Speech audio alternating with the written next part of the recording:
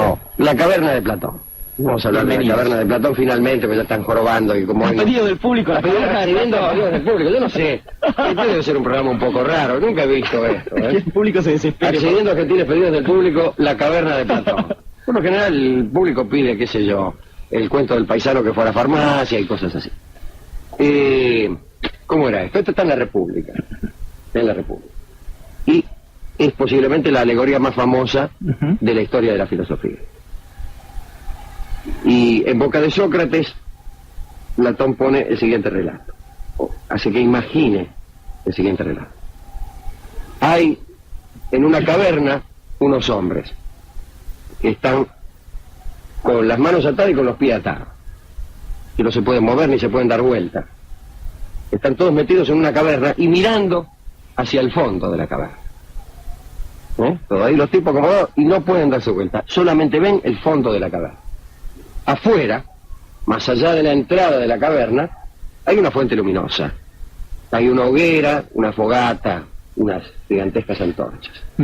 Entre esa fuente luminosa y la caverna pasa un camino elevado, por el cual circulan algunos personajes, a veces en silencio, a veces hablando.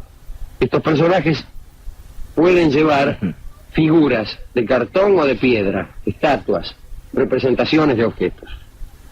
Y pasan y circulan por ese camino elevado. De suerte tal que al pasar estas personas delante de la fuente luminosa que alumbra el fondo de la caverna, proyectan sombras en el fondo de la caverna, y es lo que ven los hombres que están encadenados mirando hacia el fondo. Llega hasta ellos a veces también el eco de sus palabras, decíamos. Algunas veces hablan los que pasan por el camino, y llega también el sonido de sus palabras, pero deformado por el eco de la caverna.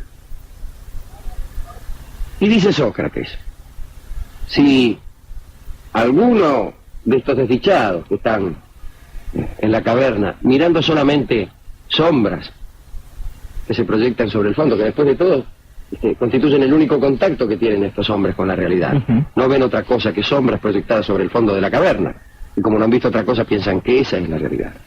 Y Sócrates dice, si alguno pudiera salir y viera la fuente luminosa, y viera ese camino, y viera las figuras reales que en realidad proyectan sombras, pues al principio no podría creerlo. Le costaría mucho acostumbrarse a ese nuevo mundo inconcebible para quien ha concebido el universo bajo la forma de sombras proyectadas en el fondo de una caverna. Y tardaría mucho en hacerse a la idea de que durante toda su vida no estuvo viendo otra cosa que sombras, que realmente esta es la realidad. Pero al volver ocurrirían dos fenómenos. El primero, la incredulidad de los ocupantes de la caverna al saber que lo que están viendo no es la realidad, y por otra parte una especie de perpleja tristeza del que, habiendo estado en la luz, vuelve a la caverna, porque tampoco podrá acostumbrarse fácilmente a ese regreso al mundo de lo ficticio y de lo no real, lo aparente, para decirlo mejor. Lo representado. Claro. Esta fantástica alegoría, fantástica, ha hecho carrera, pero además es casi el vórtice de la doctrina platónica. Y pues todo aquello de un universo donde verdaderamente existen las cosas de las cuales este mundo que vemos no es sino un mero reflejo, encuentra una versión poética y clarísima en esta alegoría de la caverna. Si quisiéramos ponernos un poco imitadores de los estilos, diríamos que con una voz rasposa, la caverna de Platón prefigura de alguna forma, la forma de percibir la realidad que nos han mostrado los medios masivos de comunicación. La historia de la CNN ahora con la guerra del Golfo y todo eso nos hicieron poner de manifiesto una forma todavía exacerbada de esa maravillosa idea platónica, ¿no? Es verdad, y nosotros el otro día en el programa de televisión comparamos los medios de comunicación con un espejo, que distorsiona, en donde uno se ve como realmente no es.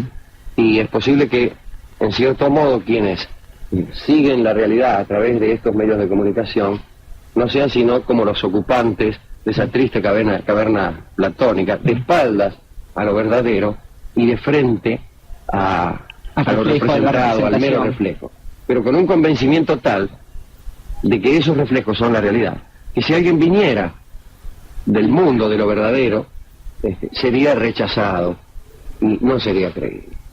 Nada cuesta comprobar que esto en cierto modo sucede.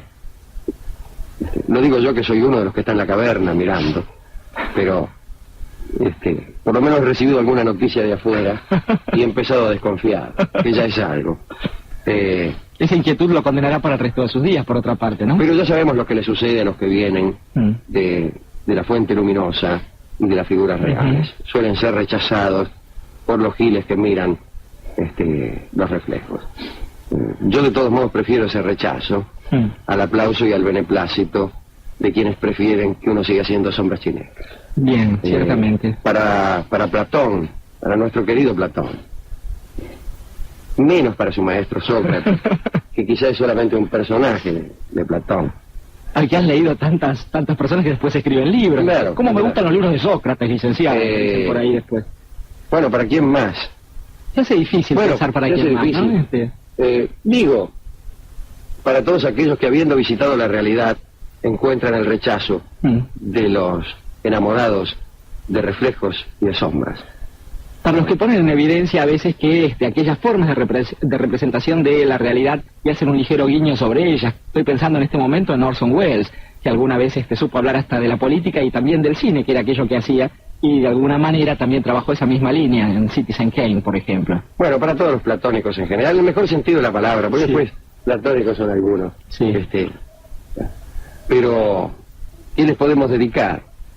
Y bueno, vamos a dedicarle un tango que canta un cantor que desdeñó los reflejos proyectados en el fondo de la caverna y prefirió visitar con mucho dolor y a un costo muy grande las regiones de la verdad, y que a quien durante largo tiempo le fue prohibida la entrada en la caverna va a cantar para todos nosotros Domingo del Carmen.